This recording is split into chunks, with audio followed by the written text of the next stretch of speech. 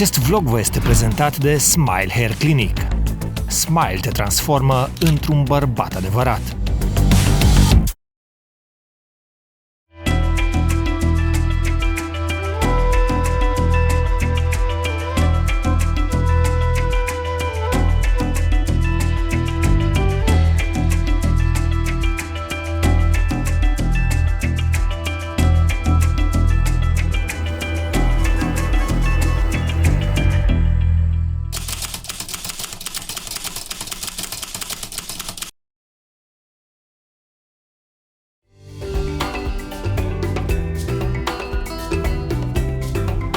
Vama dintre Senegal și Gambia este cea mai ciudată de până acum.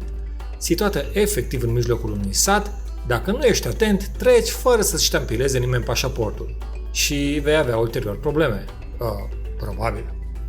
Ideea e că sunt foarte multe ghișee și nu știi unde se termină o țară și începe cealaltă. Trebuie tu să mergi la un ghișeu la altul și să întrebi: ce aveți aici? O ștampilă pentru mine, un permis pentru mașină, de intrare, de ieșire? Foarte greu să te orientezi. Se vorbește franceza, dar trebuie să vorbești și tu. Practic, Gambia este o țară înconjurată din 3 părți de Senegal.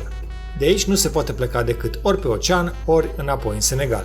Este practic ca un șarpe lung de-a lungul fluviului cu același nume. Vom urca pe această apă până la un moment dat când vom trece înapoi în Senegal pentru scurt timp, doar pentru a trece mai departe către Guinea Conakry. Ne-au tot trimis de la un birou la altul și, într-un final, sperăm că avem toate hârtiile necesare. Dar a fost plin de peripeții.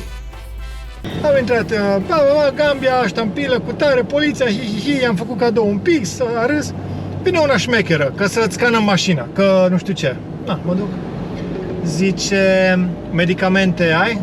Da, că sunt farmacist. Scoate cutia cu medicamente, poți să-și arăți dacă e aici. Zice, ce cu asta? Prescription. Ce cu asta? Prescription. Domnule, zic, iau eu, înțelegi? La care zice Alexandra, sunt doctor. Zic, pot să fac pe loc o prescription sau dau un telefon, trimite poză. Că în Gambia îți trebuie pentru asta de malare prescription. Vezi ce scrie? Pentru nospa de fiere prescription. Zic, domnule, vezi că e luat din el pentru mine, n-am droguri, n-am nimic. Să vedem, că nu știu ce, că-ți trebuie. Le trebuia ceva șpagă. Am făcut pe proștii. Și la plecare zice lui Alexandra... Nu, stai puțin, la plecare, că au văzut că nu-i merge cu mine. La plecare l-a chemat pe Adi, știi? La care zice, domnul, haideți puțin. La care eu zic, Adi, stai aici, las că merg eu. Și am mers acolo înăuntru. La care zice, nu, domnul, zic, lăsați că domnul trebuie să conducă. Merg eu să vorbesc. La care zice, păi știți că m-au auzit că nu, sunteți medic, farmacist, că trebuie să ajutați lumea. Zic, dar sigur, zic, am ajutat pe drum și o să ajutăm de acum în continuare. La care zice, da, înainte ca să îi ajutați, trebuie să-i ajut și eu pe oamenii mei. Zic, da, sigur, foarte bine faceți. Zic, absolut, așa și trebuie. Zic, și noi o să ajutăm în continuare pe de câte ori avem ocazia, că asta de asta medic și farmacist și așa la care mai. Deci am făcut pe proasta maxim. Nu pot să cred. Și am scăpat.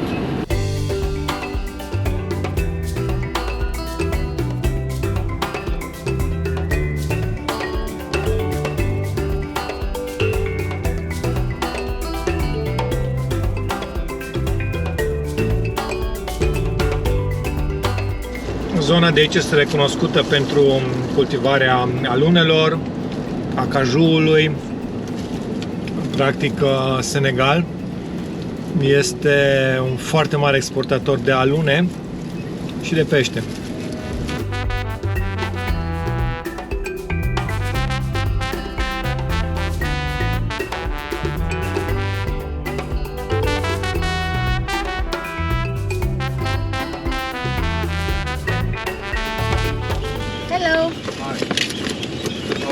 Fine, thank you. You? Yeah, I'm fine. No, don't worry about that. Where are you from? Romania. Romania. What is inside your bag? Inside, what is Our that? luggages. Okay, let me see. Yes. Yeah. Thank you. Nice to meet you. Nice to meet you too. Have a nice day. Thanks, bye. Bye. Ideea e că aici, în loc de bonjour, ça va, e hello, how are you? În rest, acelea zâmbete, încă nicio problemă, mai câte un pix din când în când.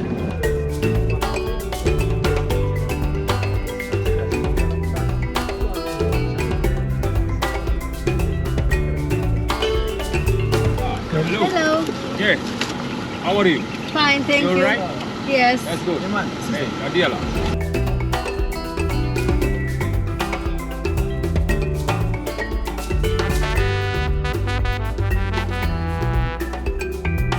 How are you? Fine, thank you. How's the afternoon? Perfect. Good. Till now. Where are you going to? To see Wasu. the chimpanzees. Okay, okay. Safe journey, huh? Thank you. Bye. All the best. How are you guys? Very Very good, fine. sir. Where are you heading to? We're going to see the chimpanzees. Sorry? We're going to see the chimpanzee. Ah. In Monkeys. Wasu. Îți dai seama că asta e țară musulmană, sunt oarecum șocați să te vadă pe tine la volan. Hello! Serios? Și Da. domnul ce face? Citește despre Gambia.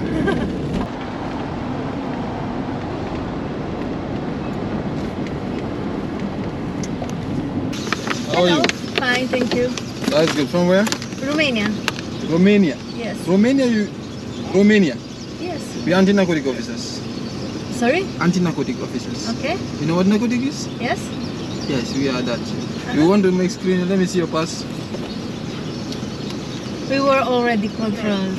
At the search or medicine box here at the border, the lady there, everything here. The medicine box. Yeah. That's my area.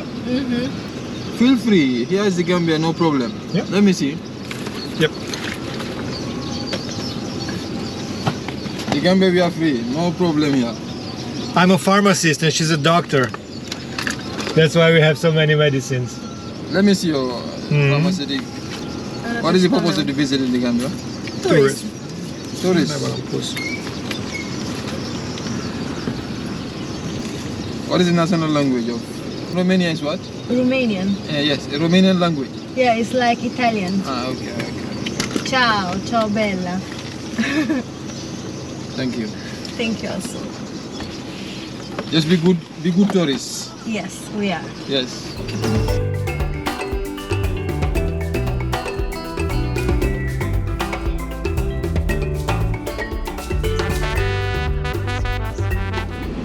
We come from Romania with the car. You drive this from Romania up to here. Yes. So what is your what are you guys doing here in the Gambia? Tourism. Tourism. Yeah. That's interesting. Yes. A lot of kilometers. We go to South Africa, an expedition. Auzi, de ce e interesant că noi venim ca turiști aici în Gambia? Dacă ce ai vrea să venim, frate, contrabandiști, trafic de nu știu ce. Capitala Gambiei este orașul Banjul. Numele vine din limba mandinka Bangjulo, care înseamnă frânghie, locul fiind recunoscut timp de secole pentru producția de frânghie.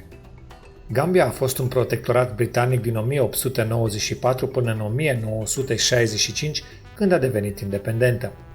În anii 80 a format Uniunea Senegambia împreună cu Senegal, redevenind apoi o țară de sine stătătoare. În anul 1994, în urma unei lovituri de stat, locotenentul Yahya Jammeh a preluat controlul Gambiei, pe care a condus-o ani întregi cu mână de fier, executând mulți pușcăriași, condamnând minoritățile sexuale și proclamându-se în anul 2013 președintele care va conduce timp de 1 bilion de ani. Nu a fost să fie așa. În anul 2017 a pierdut alegerile și a trebuit să plece în exil. Cel mai înalt punct al țării se află la altitudinea uluitoare de doar 53 de metri. Râul Gambia este renumit în rândul naturaliștilor pentru plantele și animalele sale. Aici trăiesc numai puțin de 600 de specii de păsări. What's your nationality? I love your hair. Do you? I'm sorry? What's your nationality? Romania. Romania. You are Romanian. Yes. Be careful. Russia is trying to. Is trying to. I know. It's trying to show it Russia, might. Putin. Might do Putin. Putin is my He president. will control. Really? I love Putin him. is a bad man. It's a very Is it good or is it bad? He's a lion. It's bad, and you say it's good. He's a lion. Are Yeah, here there- problems in Gambia because of the war? Hmm? Are here problems? You feel Yes, the some you feel problems. Yes, The... we do. Even he do. When it comes to Before, when it I comes used to to fill my gas. when it comes to flour. $200. But today, I'm filling it $300. Okay. So we are affected. Romania is near Russia, so Yes, we I know. feel it I know more. where it locates. I wish I have my dictionary. I would have shown you where Romania locates. Yeah.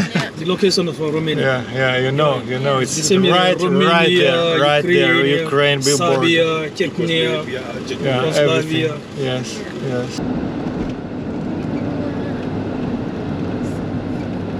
Foarte interesantă Gambia până acum. Nu mai e nebunia aceea din satele din Senegal.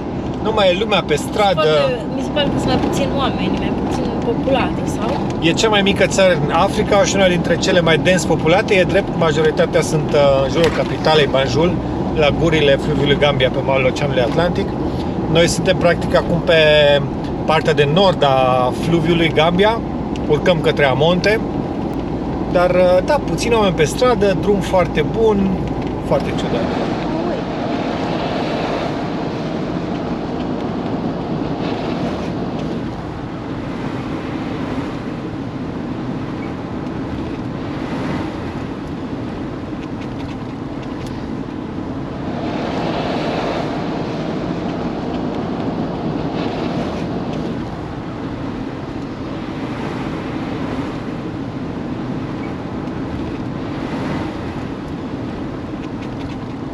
Mi-ați întrebat cum e cu internetul pe aici. E bine, conexiunile le facem pe baza unui SIM card local și folosim întotdeauna un VPN. Noi folosim VPN-ul de la Surfshark, un serviciu pe care vi-l recomandăm și vouă, au niște tarife foarte bune și avem un cod promoțional pe care îl vom afișa pe ecran. De ce este foarte important să ai un VPN? În primul rând, ești nedetectabil, IP-ul tău este nedetectabil, navighezi în siguranță, nu se păstrează istoricul căutărilor.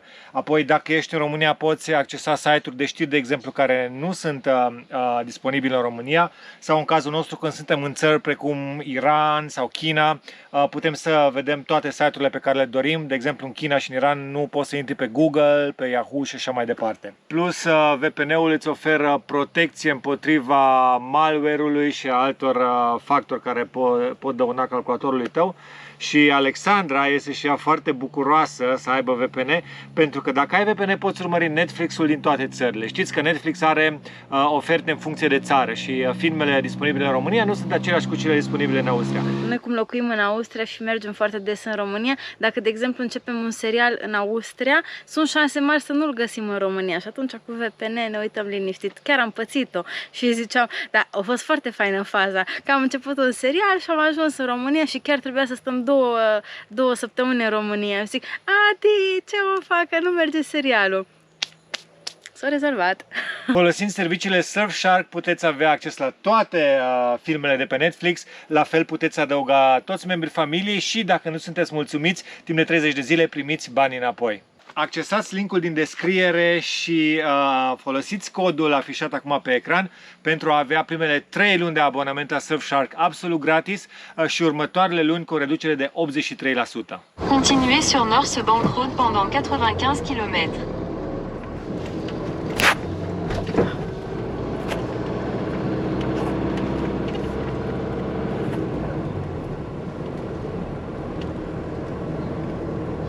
Hello. Fine, thank you. Tocmai ne-a oprit un control de poliție și de data asta chiar era să încurcăm pentru că am uitat să facem un act la vamă. Aici poți să treci vama și fără să arăți pașaportul. Te amesteci cu mulțimea dacă ești fără mașină, după aia ai probleme. Ne-au ștampilat carnetul de pasaj al mașinii, ne-au ștampilat pașaportul la poliție și apoi a venit o tipă și ne-a dus la controlul ăla de droguri, de medicamente și ea ne zisese, ați fost la poliție să vă înregistrați și mașina sau așa ceva, dar am crezut că o face ea. Și după aia am întrebat-o, putem pleca? Da. Și acum ne-a oprit-o pe ale și ne-a cerut laissez-passer-ul pentru mașină, adică permisul de trecere pentru mașină. Păi n-avem. Păi cum n-aveți? Păi n-avem. Păi cum ați intrat cu mașina? Zic, uite, pe carnet de pasaj ștampil. Nu, aia pentru aia mașinii a vostru. Deci e permisul pentru Gambia. Și după aia au luat-o pe ale deoparte și ce ai făcut? De data asta chiar o încurcam. Păi ce, am fost la el în birou, m-a întrebat dacă de ce am trecut așa cu mașina. Zic, păi eu n-am trecut, dar poliția nu mi-a dat nimic. Zice, pe care poliție? Păi da, zice că ai ștampila numai din Senegal. Zic, nu, am o ștampilă din Senegal și am și una din Gambia. Dacă nu e suficient, zic, pe eu nu știu, am făcut pe proastă, evident. Și am scăpat. Pe scurt. Da, tu nu scăpai. Îi datorez vreo 2 Rocky, Alexandre, știi? Da, asta ți-am spus când am venit. Rocky 4. Să facem un mic update al situației din rulotă. Frigiderul merge fără probleme. Piciorușele tăiate, nicio problemă, nu mai bate nimic la gropi. Chestia asta, rulota nu ajunge să bată în caroseria mașinii. Deci au fost niște lucruri foarte bune. Bulbarul e sudat în față, ține, rezistă, trebuie să mai testăm și clima. N-am avut ocazia să tragem curent extern, să încercăm și clima din rulotă, dar până acum totul e bine.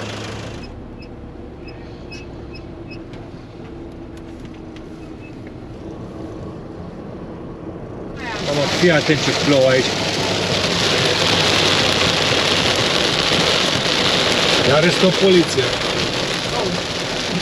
Aici. Dă-mi mărul mie.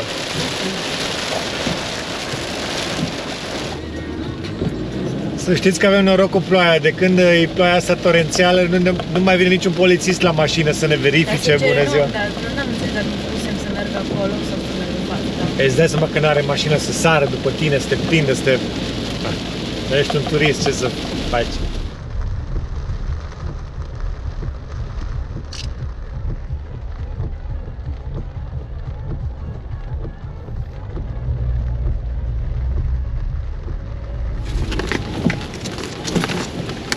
Hello. Yes, you okay? Yes. Where did you wear? Where we go? Yes. To the chimpanzee. Oasu. Wasu. What's tourist concept? Tourism. Oh, okay. Tourist. Yes. Wait for tourism. Yes. What is at the bag? Our luggage. Okay, no problem. Thank you. Thank you, Thanks. sir. Bye. Bye.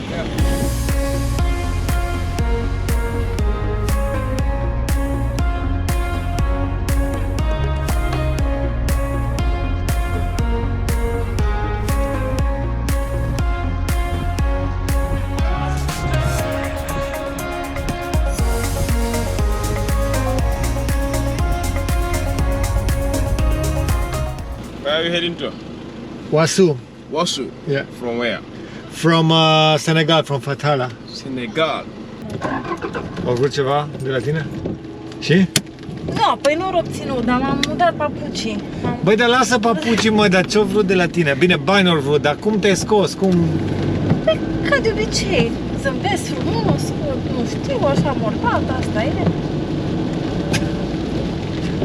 Păi, da, e vina mea așa. Da, așa e că puteam intra, dacă eram fără mașină, puteam trece vama să nu ne trebuie nimeni de sănătate. Cred că ăștia localnici nici nu mai arată pașaportul.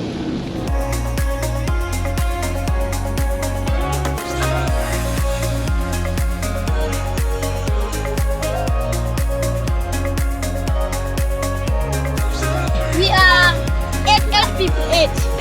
Okay. 8 people. Ok, you too. I'm not a... You're lying, I know you're lying. Yes, you're lying. Okay. Bye-bye. Thank you. Bye. You have.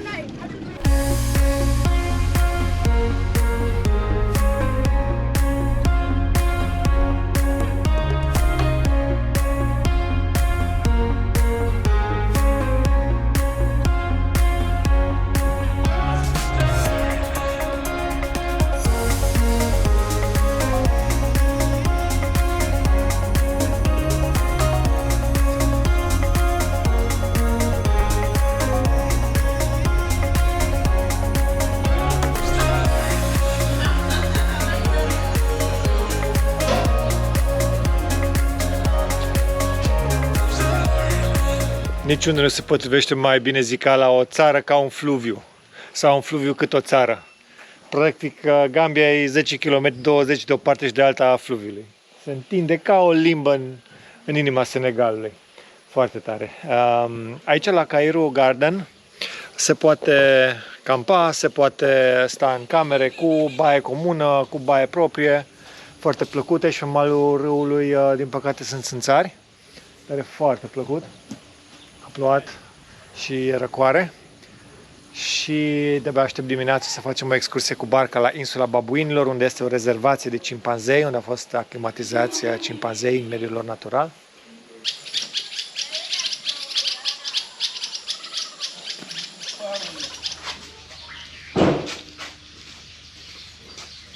Practic, în Gambia sunt două zone pe care vă puteți axa din punct de vedere turistic. Este cea litorală, evident, cu parcurile naturale, cu delta râului Gambia, cu capitala, Banjul.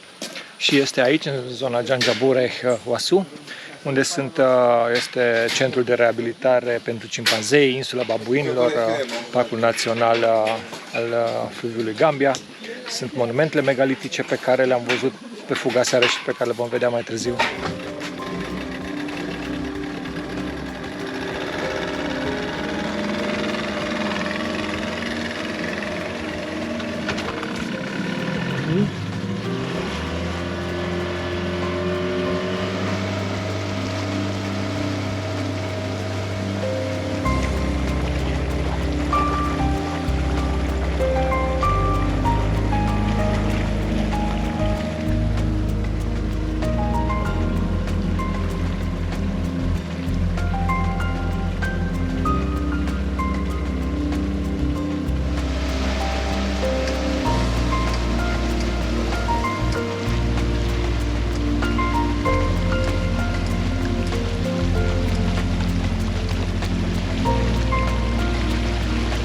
There are hippos there. One of the park ranger here. So I will pick one of the park ranger here, and then we go to the hippos. From there, we try to go and see the chimps. Okay.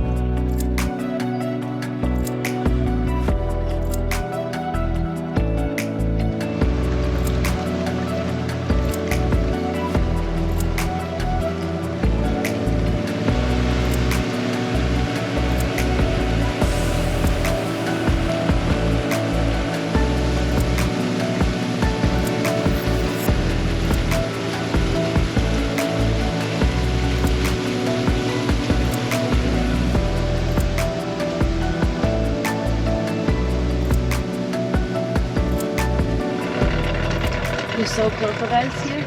Oh yeah, I do. A lot. Big ones. The western crocodiles. Can they hunt in the water or only on the shore? They can hunt both in the water and in the shore.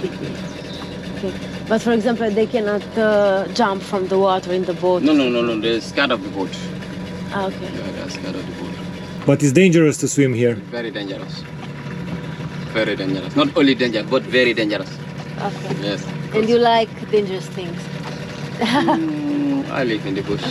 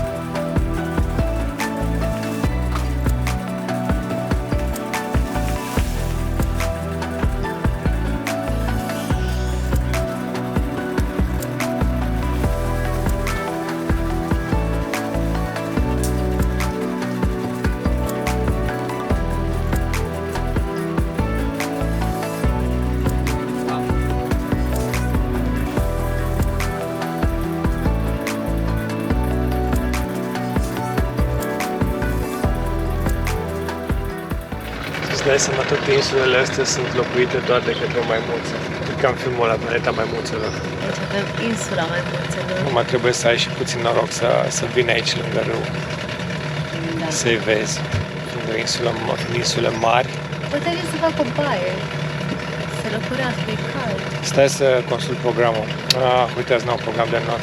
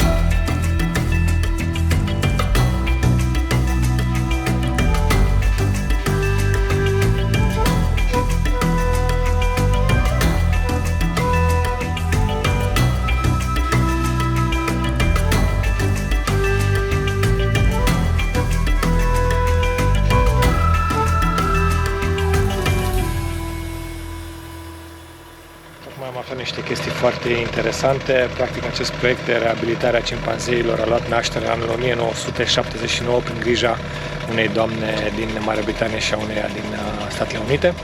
Astăzi sunt 6 insule, dintre care 3 sunt populate doar cu cimpanzei pe care oamenii nu au acces.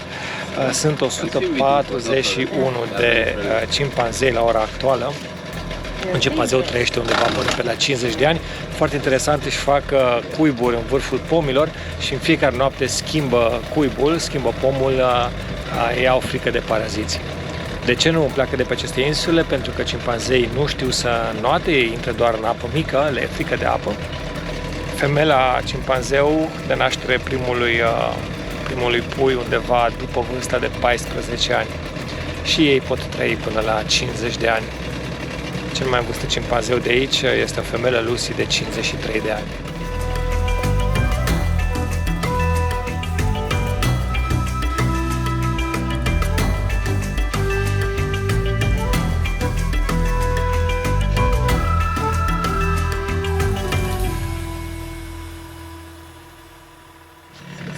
Cea mai mare insulă pe care sunt aclimatizați acești cimpanzei, pe care, după cum spuneam, oamenii nu au acces, nu puteți să coborâți pe insulă, este insula Babuinilor, se cheamă insula Babuinilor, dar are locuită de cimpanzei și are o lungime de 7,5 km.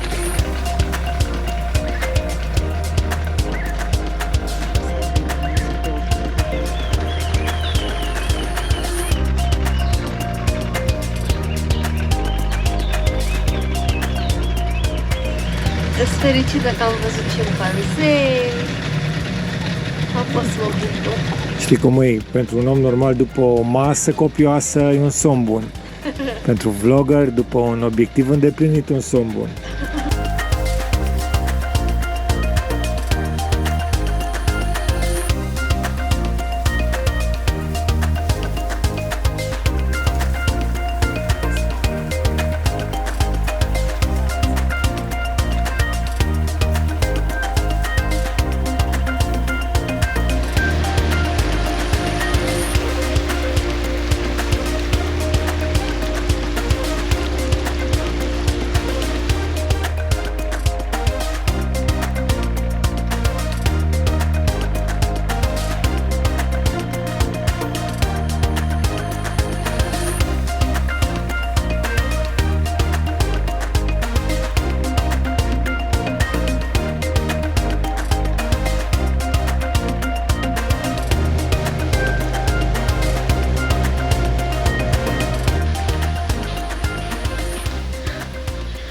Dacă nu vede canalul. Și canal. Asta pe care l-ai trecut. Au plecat. Din păcate a plecat, tocmai a fost atacați de o maimuță. Foarte drăguță maimuță. Ai văzut-o ce faină e? E neagră cu maro. Unde?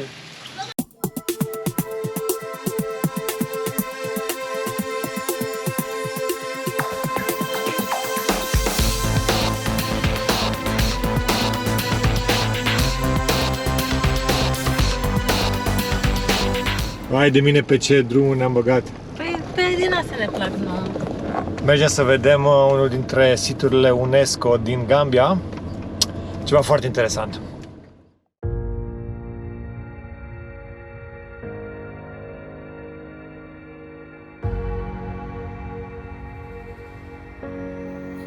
Monumentul UNESCO Pietrele din Senegambia cuprinde de fapt 4 situri principale, în cadrul cărora se regăsesc peste 1000 de monumente. Se întind pe o suprafață cu o lungime de 350 și o lățime de 100 de kilometri. Monumentele au o vechime de peste 1500 de ani.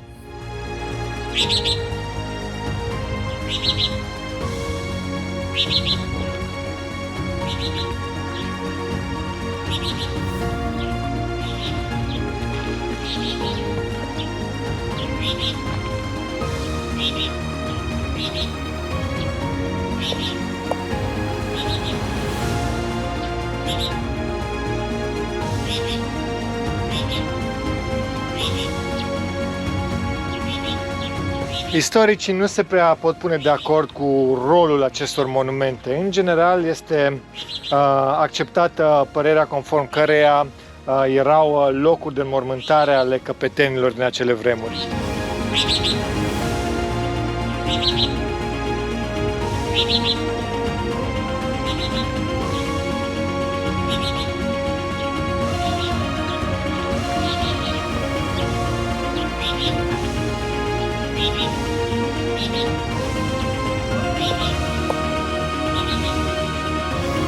În ziua de astăzi, localnicii spun că dacă pui o pietricică pe un asemenea monument, aceasta îți va îndeplini o dorință.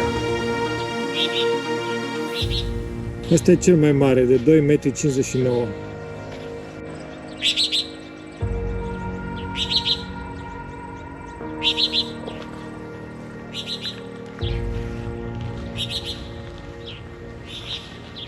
Unicitatea acestui complex megalitic, acestor complexe megalitice din Senegambia, constă în faptul că sunt cele mai întinse din întreaga lume.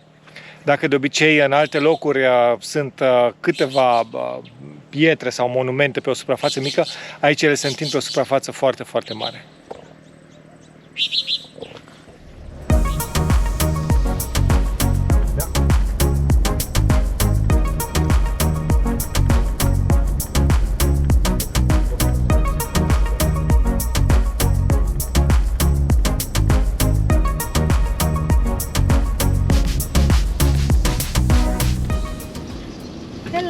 Hello, my boys. Hello. What is this? Passport? Passport. From where? Romania. Romania. I would like to be Romania. Really? I like to be there. Okay. No chance for me. Only I pray God to be experience those places. We are here. We are listening to you people. We are serving our nation to save life and property also. Yes. But no force. If I have green tea, to buy green tea, we buy green tea after we chat at the road. My boy want to brew green tea. Cool. Can I have something with you to buy green tea? It's not a force. It's not a force. Green tea, no. Yes. Only to buy green tea. You want to buy green tea? We don't Denmark. drink tea. No, we don't drink tea. Sorry. So you don't bring anything to see me? I can remember you people. Denmark. Give it to me. Un pix. Uite. You can give him a. Oops. You can give him a pen. We have a But pen. we are two in number.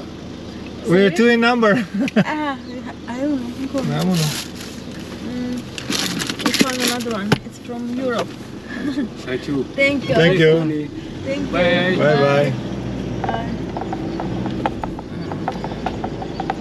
ritmul ăsta o să rămânem fără pixuri în curând.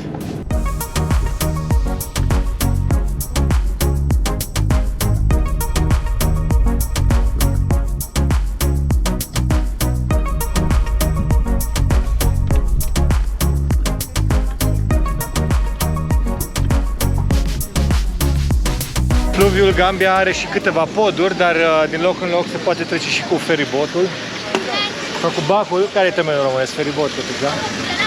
Și evident că așa vom traversa și noi. Okay. Yes.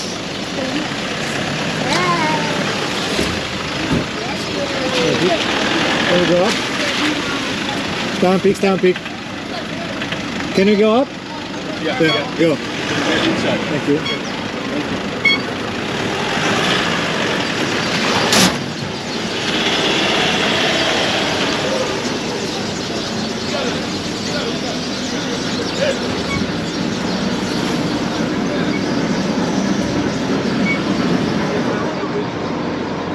Nice to meet you too.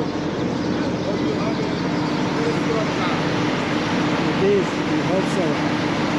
This guy is possible to go observing this. In order to become the road saving this. Ajungem tot pe o insulă, insula Jajambure, numele englez era Georgetown, centrul turismului din Gambia, din partea mediană a fluviului Gambia. De aici se fac foarte multe excursii, dar de pe insulă nu mai trebuie să luăm încă un feribot, ci vom trece cu... este un pod.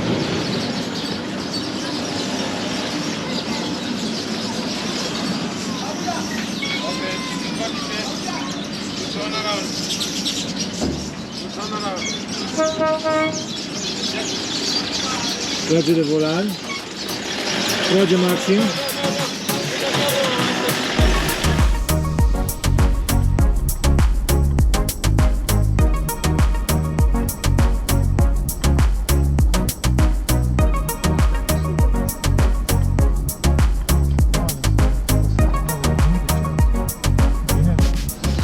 Hello.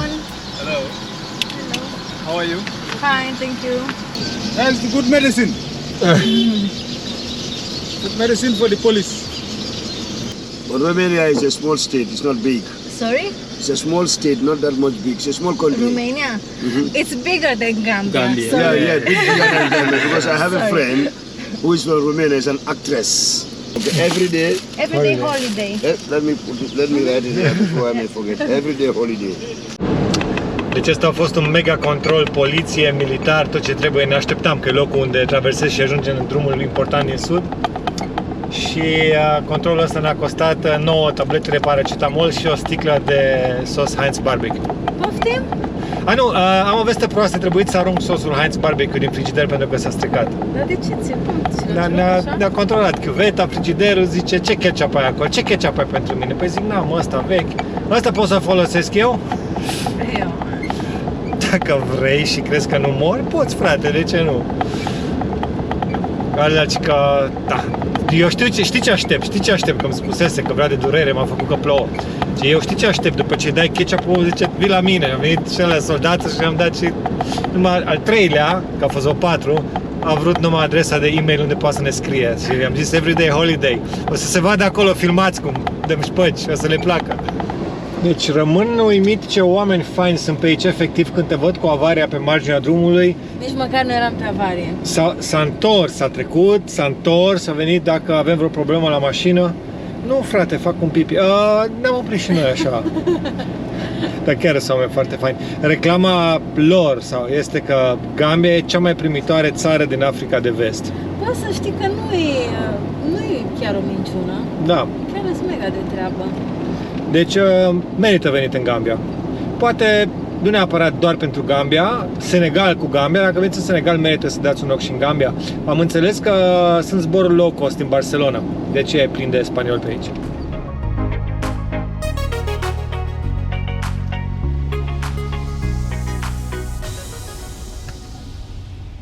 Nu uitați, noi folosim VPN, lucru pe care vi-l recomandăm și vouă. Noi folosim serviciile VPN de la Surfshark pentru a naviga în siguranță, pentru a accesa absolut toate site-urile, pentru a vedea filmele Netflix din toate țările și, în general, pentru a accesa site-uri, anumite site-uri care sunt blocate probabil în țara în care ne aflăm.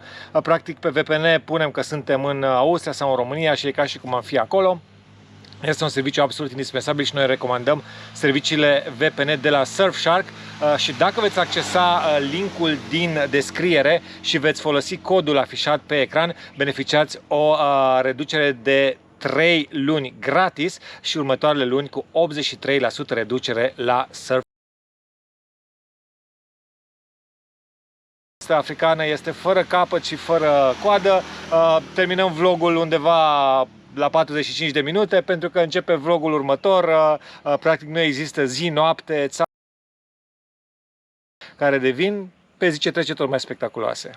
Vă pupăm și mulțumim încă o dată că ne urmăriți. Pa!